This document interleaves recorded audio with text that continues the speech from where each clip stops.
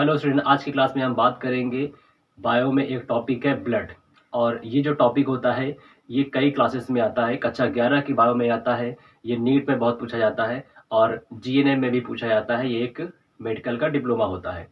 तो आज की क्लास में आप ब्लड से रिलेटेड ए टू जेड बहुत सारी इन्फॉर्मेशन जो है आपको पता चलेगी, बहुत सारी नई बातें पता चलेंगी। और आई होप कि वीडियो के अंत तक आपको ये लगेगा कि आज की जो क्लास रही है वो एक माइंड ब्लोइंग क्लास रही है। तो आइए जानते हैं हम आगे इस टॉपिक के बारे में। ये जो ब्लड है इसके कई नाम होते हैं। एक तो ब्लड हो गया, दूसरा है खून, तीसरा है रुधिर, चौथा है रक्त। इसके अलावा इसका नाम होता है एक लोहित, फिर इसके बाद एक नाम होता है शोणित। तो ये सभी जो है ब्लड के नाम है। लहू भी इसको कहा जाता है। तो आगे हम बात करते हैं अब। ये जो ब्लड है इसका एक साइंटिफिक नेम भी होता है। तो साइंटिफिक नेम इसका जो होता है उसको कहते हैं एरिथ्रोसाइट्स। एरिथ्रोसाइट्स कहा जाता है इसको। तो फिर आगे हम बात करते हैं इसमें कि ये जो है ये रक्त वाहिनियों में बहता है। अब ये रक्त वाहिनी क्या होती है? देखिए, रक्त मतलब हो गया खून, वाहिनी मतलब होता है ट्यूब, नली। तो जिस नली में खून बह रहा हो, जिस ट्यूब में खून बह रहा हो उसी को रक्त वाहिनी कहते हैं। तो उसमें ये बहता रहता है, पूरे शरीर में चक्कर लगाता रहता है उस नली के जरिए। अब ये नली कौन कौन सी होती हैं? तो जैसे धमनी है, सिरा है और केशिकाएं हैं। तो धमनी को आर्टरी कहते हैं, सिरा को वेन कहते हैं जिसको आप नस भी जानते हैं, और जो केशिकाएं हैं इनको कैपिलरीज कहते हैं। तो जो कैपिलरीज होती हैं ये और बारीक छोटी छोटी नलियां होती हैं जिनमें खून जो है बहता है। आगे बात करते हैं कि ये जो है एक ऊतक है। अब किस तरह का ऊतक है? संयोजी ऊतक है। संयोजी ऊतक को इंग्लिश में कहते हैं कनेक्टिव टिश्यू। जो कनेक्टिव टिश्यू होता है क्या करता है? कनेक्ट करता है, चीजों को जोड़ने का काम करता है। तो कनेक्टिव टिश्यू का मतलब होता है जो जोड़ने का काम करता है। तो कौन कौन से कनेक्टिव टिश्यू होते हैं? कई सारे होते हैं, जैसे बोन है, कार्टिलेज है, टेंडन है, लिगामेंट है। ये सभी जो है क्या है? कनेक्टिव टिश्यू है। लेकिन जो ब्लड है ये तरल वाला है, लिक्विड फॉर्म में मिलता है। तो अब ये जो ब्लड है, जो खून है, ये कैसे किसी को कनेक्ट कर रहा है, किसको जोड़ता है? तो ये जुड़ने का मामला इस तरह से है कि ये क्या करता है कि एक ये तो बह रहा है और बहते हुए किसी ऑर्गन से ये चीजों को लेता है। मान लीजिए पोषक पदार्थों को लिया, न्यूट्रिएंट मटेरियल को, और जाकर के दूसरी जगह उसने सप्लाई कर दी। तो मतलब ये चीजों को एक जगह से दूसरी जगह सर्कुलेट करता रहता है, पहुंचाता रहता है। तो इसलिए कह रहे हैं कि ये सभी अंगों में क्या है? ये कनेक्ट है, इसका कनेक्शन है सभी अंगों से। तो इसलिए इसको कहा जाता है कि ये क्या है? तरल है, संयोजी ऊतक है। आगे बात करते हैं इसका जो नाम है, जो ब्लड है, इसको संयोजी ऊतक नाम क्यों दिया गया है? क्योंकि ये सभी बॉडी के ऑर्गन से क्या होता है? ये कनेक्ट होता है, इसीलिए। यानी सभी बॉडी के ऑर्गन तक में इसकी पहुंच होती है, तो इसलिए इसको कहा जाता है। आगे बात करते हैं कि जो ब्लड है इसका कोई फॉर्मूला नहीं होता, इसका कोई केमिकल फॉर्मूला नहीं होता है। क्यों नहीं होता है? क्योंकि ये केमिकल का एक मिक्सचर है, ये कोई केमिकल कंपाउंड नहीं है, इसीलिए इसका कोई फॉर्मूला नहीं होता है। अब ये केमिकल जो है ये किस तरह का मिक्सचर है? तो जो हीमोग्लोबिन है ये प्लाज्मा के साथ मिलता है और ये ब्लड बनाता है। तो इस तरह से ये एक केमिकल मिक्सचर हुआ। फिर है कि ये जो है लाल रंग का दिखाई देता है। क्यों दिखाई देता है? क्योंकि ये जो है आयरन इसमें मिलता है, और आयरन के साथ में जब ऑक्सीजन ऐड हो जाता है तब उसको कहा जाता है, कंडीशन को, ऑक्सीजनेटेड कंडीशन। ठीक है, ऑक्सीजन के साथ मिल गया और ऐसी स्थिति में फिर वो रेड कलर का दिखाई देता है। तो ऑक्सीजनेटेड मीन्स उसका रेड दिखाई देना। इसी तरह से कहा जाए डीऑक्सीजनेटेड, यानी जब ब्लड में ऑक्सीजन नहीं मिली हुई है तो उसको कहेंगे डीऑक्सीजनेटेड, और उस स्थिति में ये कैसा दिखाई देगा? ये पर्पल दिखाई देगा, डार्क दिखाई देता है। तो जो नसें होती हैं जिनको हम सिरा कहते हैं, इंग्लिश में वेन्स कहते हैं, वहां पर जो ब्लड होता है वो बाहर से हरा दिखाई दे रहा होता है, नीला दिखाई दे रहा होता है। तो ये ऐसा क्यों दिखाई दे रहा है? अंदर तो वहां पर पर्पल होगा, लेकिन बाहर से ऐसा क्यों दिखाई दे रहा है? क्योंकि जैसे कहा जाए कि जो प्लांट की पत्तियां हैं, या आप तो जानते ही हैं फिजिक्स में कि जो भी चीज हमको दिखाई दे रही है उसमें से वो लाइट ही रिफ्लेक्ट होके आ रही है। प्लांट है, बाहर लगा हुआ है, खेत में कहीं पर भी है, और जो सनलाइट, जो लाइट आ रही है उस पर, तो उसमें से क्या कर रही है वो लीव्स, वो ग्रीन कलर को ही ज्यादा रिफ्लेक्ट कर रही हैं, इसीलिए वो ग्रीन दिखाई दे रहा है। उसी तरह से जो वेन्स होती हैं तो उनमें क्या है कि जो नीली लाइट है उसको वो ज्यादा रिफ्लेक्ट करती है, इसीलिए जो नसें हैं नीली और हरी टाइप की दिखाई देती हैं। आगे बात करते हैं कि अदर एनिमल में बात करें अगर, तो बहुत सारे अदर जो एनिमल होते हैं उनमें क्या होता है कि ये नीले रंग का भी दिखाई देता है, ये हरा भी होता है, ये पीला भी होता है। तो हम कुछ एग्जांपल यहाँ पे आपको बता देते हैं कि कौन है ऐसे। तो नीले में बात करें, जैसे ऑक्टोपस है तो उसमें नीले रंग का दिखाई देता है, ये अलग अलग पिगमेंट की वजह से होता है। हीमोग्लोबिन जो पिगमेंट होता है वो जो है मैमल्स में, स्तनधारी मनुष्य में मिल रहा है, तो इसलिए वो रेड है। तो नीला जो है ऑक्टोपस में मिलता है। हरा जो है एक न्यू गिनी नाम का एक गिरगिट होता है, उसके बॉडी में जो कलर जो ब्लड होता है वो हरे रंग का दिखाई देता है। यहाँ तक कि उसकी जीभ वगैरह भी, उसकी स्किन भी जो है हरी होती है।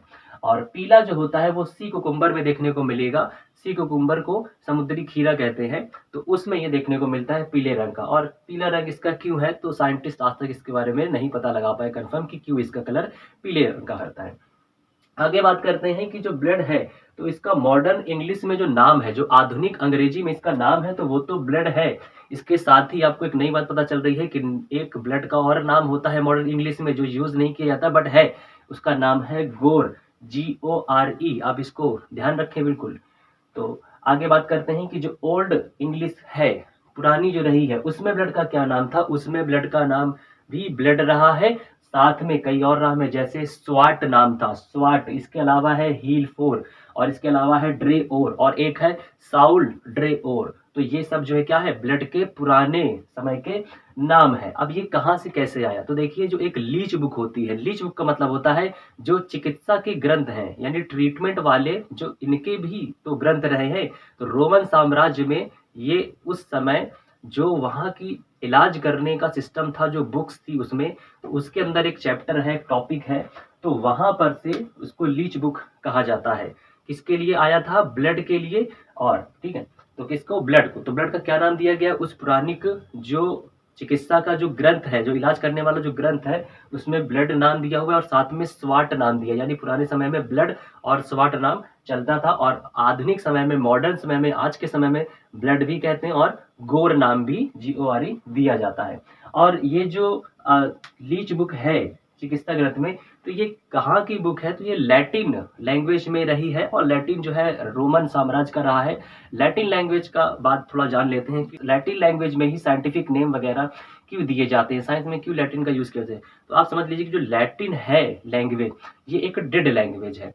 अब ये डेड लैंग्वेज इसको क्यों कहते हैं, तो डेड लैंग्वेज उसको कहा जाता है जो लैंग्वेज पहले, बहुत समय पहले प्रचलित थी, चलती थी, बोलचाल में रही है, लेकिन फिर बाद में काफी सालों में, हजारों सालों में बाद तक में पता चला कि अब उस लैंग्वेज का कोई इस्तेमाल नहीं हो रहा है। तो ऐसी लैंग्वेज को ही डेड लैंग्वेज कहा जाता है। तो रोमन साम्राज्य में वहां की, जैसे हमारे देश में जो संस्कृत भाषा है, ये प्राचीन भाषा है, ठीक है। उसी तरह से जो रोमन कंट्री है, तो वहां पर की जो प्राचीन भाषा रही है वो लैटिन रही है। तो वो जो भाषा उस समय यूज करते थे लैटिन को, तो वो धीरे धीरे बोलचाल में बंद हो गए, उसका यूज करना बंद कर दिया, तो इसीलिए इसको लैटिन कहा गया। और उस समय बहुत सारी यूरोपीय कंट्री रही हैं, उनमें जो भी पढ़ाई लिखाई से संबंधित चीजें आदान प्रदान होती थी, जो भी रिसर्चेस वगैरह, जो भी चीजें थी मेडिकल से रिलेटेड, हाँ, तो उनको ट्रांसफर करते थे इसी भाषा में। तो उसी को डेड लैंग्वेज कहा जाता है, जो पहले प्रचलित थी बट अब नहीं है, उसको अब बोला नहीं आता। तो इसी को क्यों चुना गया, इसको इसलिए चुना गया क्योंकि अब जो डेड लैंग्वेज, जो जो डेड हो गया, जो मर गया है, तो उसमें अब चेंजमेंट, कोई बदलाव नहीं होगा। जैसे इंसान मर गया तो अब उसमें कोई हलचल कुछ नहीं होगी, कुछ चेंजमेंट नहीं होगी, वो उड़ के चलने लगे। तो वैसे ही ये लैंग्वेज क्या है, ये बिल्कुल परमानेंट अब बनी रहेगी, इसमें कोई बदलाव अब किया नहीं जा सकता, ये ऐसे ही रहती है। तो इसलिए इसी पर बहुत सारी चीजें साइंटिफिक जो पुराने समय से चली आ रही थी, तो इनका यूज किया जा रहा है। आगे बात करते हैं कि एक हेल्दी ह्यूमन है, और उसके पूरे लाइफ टाइम में, उसके पूरे जीवन काल में जो उसकी बॉडी ब्लड बनाती है, तो लगभग 34,400 लीटर जो है खून बना देती है उसकी बॉडी। ये साइंटिस्ट ने बताया है अपना एक एवरेज निकाल करके। फिर बात करते हैं कि जो ब्लड है वो पूरा चक्कर लगाता रहता है बॉडी में हर समय। तो जैसे मेरी उंगली है, तो यहाँ से ब्लड चला और वापस पूरे शरीर में हर जगह से चक्कर लगा करके वापस यहीं पर वो फिर आता है, ऑक्सीजन की सप्लाई और CO2 को लेकर के बाहर निकालने के लिए। तो ये जो पूरा समय लगता है, 20 से 25 सेकंड के अंदर जो है ब्लड एक चक्कर पूरा बॉडी में लगा लेता है। आगे बात करते हैं कि जो खून होता है, जो ब्लड होता है, ये अपारदर्शी होता है। अपारदर्शी का मतलब होता है कि आप इसके आर पार नहीं देख सकते। जैसे कांच का ग्लास है, उसमें आप ब्लड डाल दीजिए, अगर आपने उस ग्लास में कॉइन डाल दिया है ब्लड में, तो आपको वो नहीं दिखाई देगा। या आप ऐसे करके देखेंगे ग्लास को पकड़ करके और उसके आर पार दिखे तो नहीं दिखेगा। वहीं पर कांच के ग्लास में अगर आप पानी डालेंगे और आप ऊपर से कुछ कॉइन डाल देंगे तो देखेंगे तो कॉइन आपको दिखेगा, या ऐसे देखेंगे उसके आर पार कुछ ना कुछ दिखेगा। तो ब्लड क्या है, अपारदर्शी, उसके आर पार कुछ नहीं देखा जा सकता। इसके बाद ही क्या बात करें, ये जो होता है ये क्षारीय होता है। क्षारीय मतलब एल्कलाइन होता है ये। तो एल्कलाइन किसको कहते हैं, जिसमें हाइड्रोजन आयंस जो होते हैं वो कम होते हैं और पीएच जो वैल्यू होती है वो ज्यादा होती है। जब हाइड्रोजन आयन कम और पीएच वैल्यू ज्यादा, उसी को क्षारीय कहा जाता है। जो पीएच वैल्यू होती है वो 1 से 14 के स्केल में नापी जाती है। तो इसका जो पीएच होता है वो 7.35 से 7.45 के बीच में होता है ब्लड का। आगे बात करते हैं, मेल में यानी पुरुष के शरीर में 5 से 6 लीटर तक एक एवरेज ब्लड होता है और जो फीमेल होती है उसके बॉडी में 4 से 5 लीटर होता है। लेकिन यहाँ पे आगे आपको बात बताते हैं कि ये क्या कर सकता है, ये वेरी कर सकता है, ये डिफरेंट डिफरेंट मिल सकता है, कुछ कम ज़्यादा भी हो सकता है, आगे पीछे हो सकता है, कब हो सकता है। कुछ चीज़ें हैं जो इसको अफेक्ट करती हैं, उस पर प्रभाव डालती हैं इंसान के बॉडी में ब्लड के रहने पे। कौन कौन सी चीज़ें हैं कि पहला तो है वेट, एज, सेक्स, यानी अगर किसी का वजन कम ज़्यादा है, ठीक है, तो उसके अकॉर्डिंग उसके बॉडी में ब्लड भी कम ज़्यादा हो सकता है। ये तो एवरेज बता दिया गया, 5 से 6 लीटर, 4 से 5 लीटर।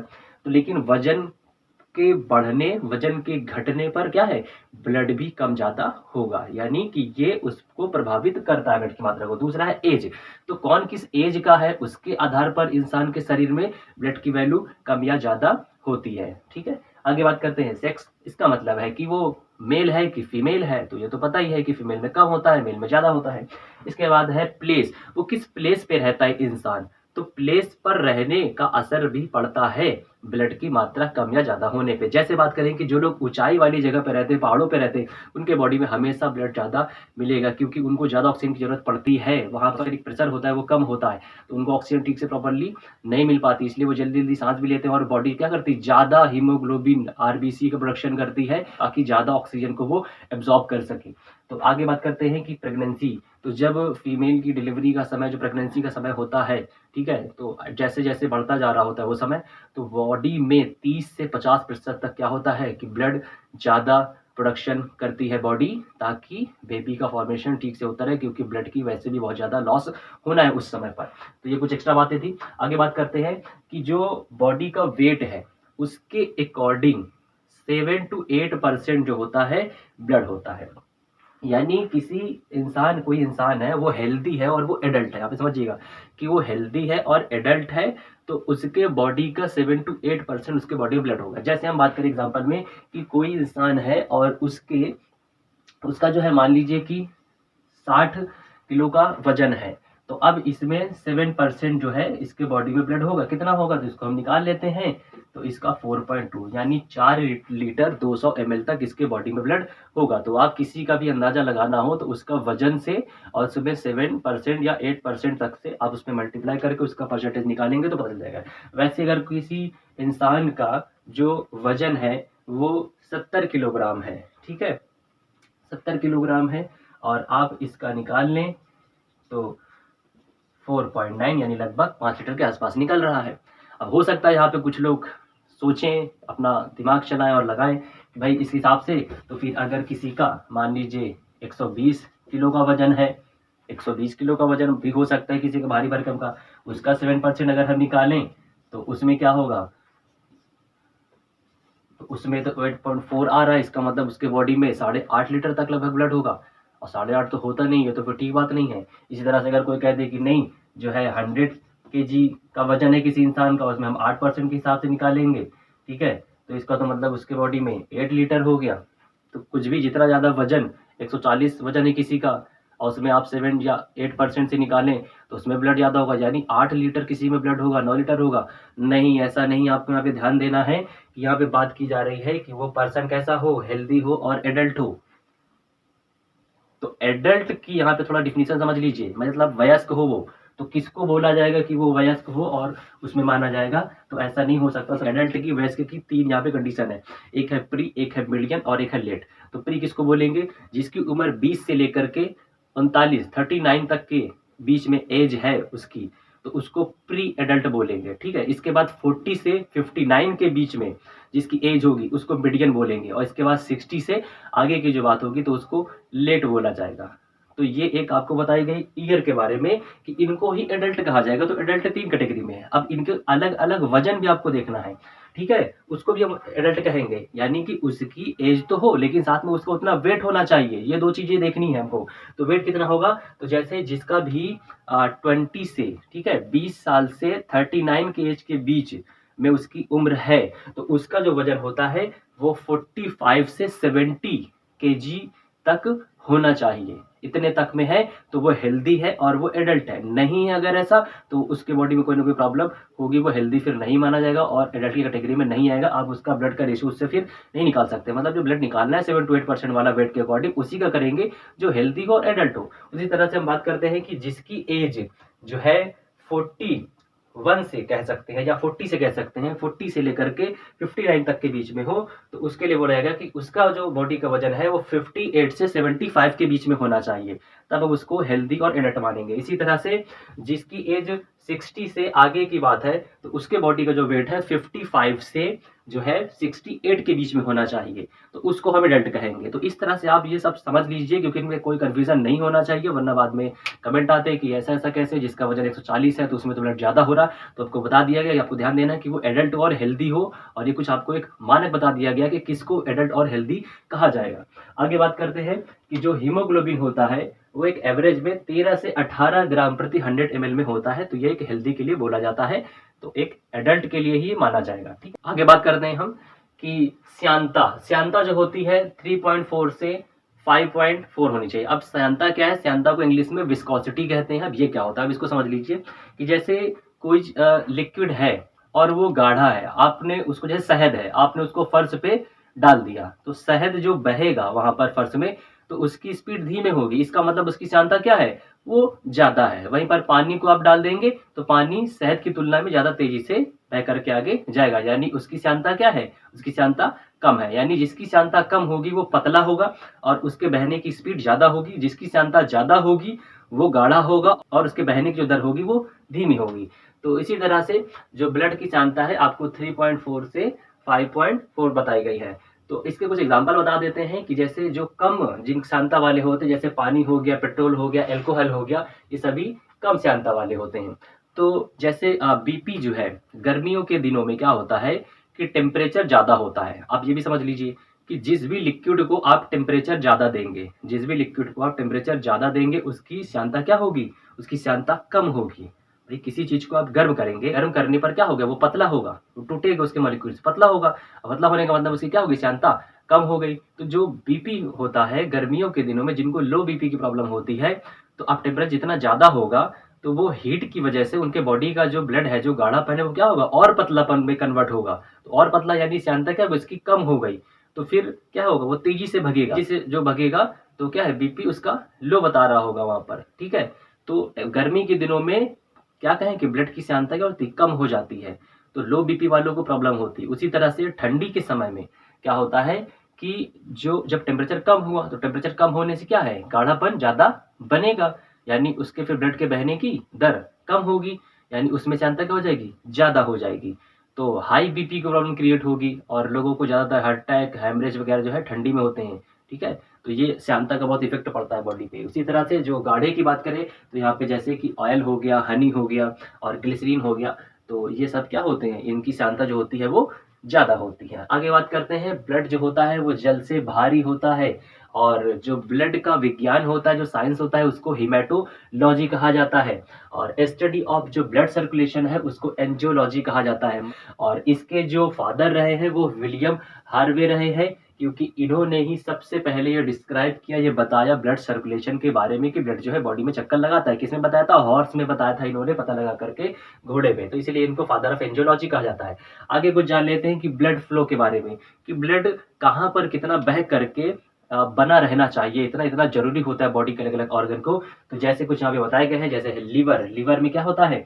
27% तक जो है ब्लड हमेशा बना रहता है, और अगर एमएल में बात करें तो 1350 ml तक बना रहता है। किडनी में क्या बात करते हैं? तो किडनी में लगभग 22% तक जो है ब्लड हमेशा अवेलेबल रहता है वहां पर, और ऐसे बात करें तो 1100 मिलीलीटर तक रहता है।